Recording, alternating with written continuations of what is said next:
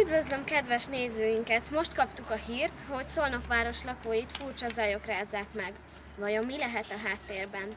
Ennek jártunk utána, és itt állunk a Széchenyi Körúti Általános Iskola előtt, a nyomok ide vezettek. Jöjjenek velem! Igazán szép iskola. Most a legfontosabb embert fogjuk kérdezni az iskolában, a portást. Ági néni, mit tud az ismeretlen zajok forrásáról? Hát napok óta hallani az emeleten. Bemehetnénk? Persze, tessék fölmenni, megnézni. Köszönjük.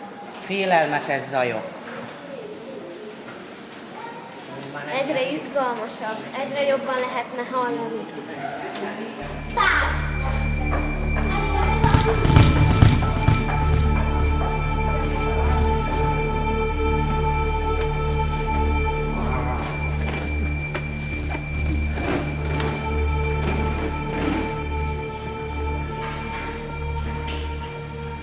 Hallják? Egyre jobban lehet hallani.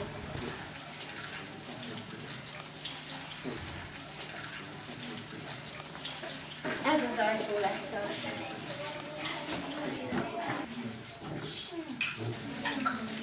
Kedves nézőink, itt az zajok forrása.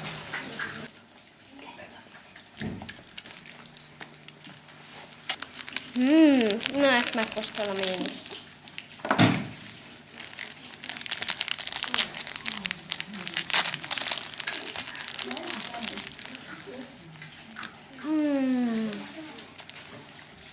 Ez tényleg finom, kóstolja meg ön is.